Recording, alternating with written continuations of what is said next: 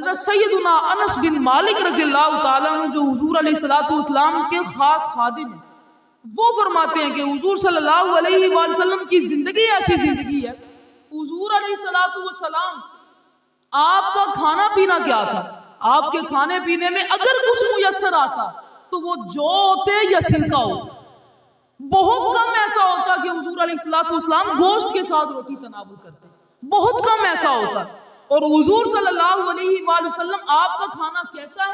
حضرت انس بن مالک رضی اللہ تعالیٰ عنہ کہتے ہیں کہ دو ماہ حضور علیہ الصلوۃ والسلام کے گھر میں چولہا نہیں جلتا تھا کہ اس میں روٹی پکائی جا سکے۔ حضرت سیدہ طیبہ طاہرہ فاطمہ الزہرا رضی اللہ تعالیٰ عنہ حضور کی بیٹی، حضور علیہ الصلوۃ والسلام کے پاس چپاتی کا کچھ ٹکڑا لے کر حاضر ہوتی، جو کہ چپاتی کا کچھ ٹکڑا حضور کی بارگاہ میں لے کر حاضر ہوئی۔ حضور نے فرمایا بیٹی فاطمہ یہ کیا ہے؟ عرض کی ابا جان یہ روٹی کا ایک ٹکڑا ہے، ایک نوالا ہے جسے میں آپ کی بارگاہ میں لے کر آئی ہوں۔ حضور علیہ الصلوۃ والسلام نے جب اسے کھایا اس کے بعد کیا فرمایا؟ حضور نے فرمایا کہ بیٹی فاطمہ یہ وہ پہلا نوالا ہے جو 3 دنوں کے بعد تیرے ابا کے پیٹ میں گیا۔ 3 دن حضور علیہ الصلوۃ والسلام نے کچھ بھی تناول نہیں کیا۔ یہ حضور علیہ الصلوۃ والسلام کی سادگی کا مکان۔ اور حضرت سیدہ عائشہ صدیقہ رضی اللہ تعالیٰ عنہ سے پوچھا کہ اما عائشہ صدیقہ حضور علیہ الصلوۃ والسلام کا پہناوا کیسا تھا، حضور کا لباس کیسا ہوا کرتا تھا؟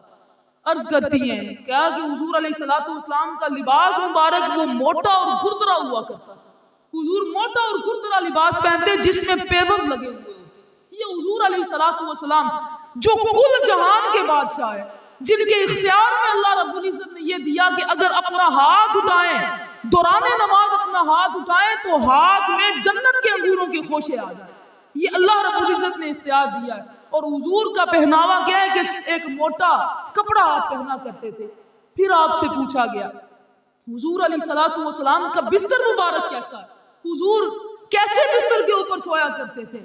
کچھ جواب میں یہ نہیں ملتا کہ ان کا بستر بڑا شاہانہ تھا، حضور علیہ الصلوۃ والسلام کا بستر بڑا شاہی بستر تھا، نہیں، جواب میں ملتا ہے کہ حضور علیہ الصلوۃ والسلام کا بستر وہ کھجور کی شال ہوا کرتی، حضور کھجور کی شال کے اوپر سو جایا کرتے، اور بسا اوقات حضور علیہ الصلوۃ والسلام زمین کے اوپر سو جایا کرتے۔ حضرت سیدنا عمر بن خطاب رضی اللہ تعالیٰ عنہ حضور کی بارگاہ میں حاضر ہوئے، کیا دیکھتے ہیں کہ حضور صلی اللہ علیہ وآلہ وسلم کے جسم مبارک پر کھجور کی شال، کھجور کی شاخ کے نشانات بنے ہوئے۔ عرض کی یا رسول اللہ صلی اللہ علیہ وآلہ وسلم آپ اللہ سے دعا کیوں نہیں کرتے کہ اللہ آپ کو اتنی وسعت یا ہمیں اتنی وسعت دے کہ آپ کا بچھونا، آپ کا بستر اعلیٰ طبقے کا ہونا چاہیے؟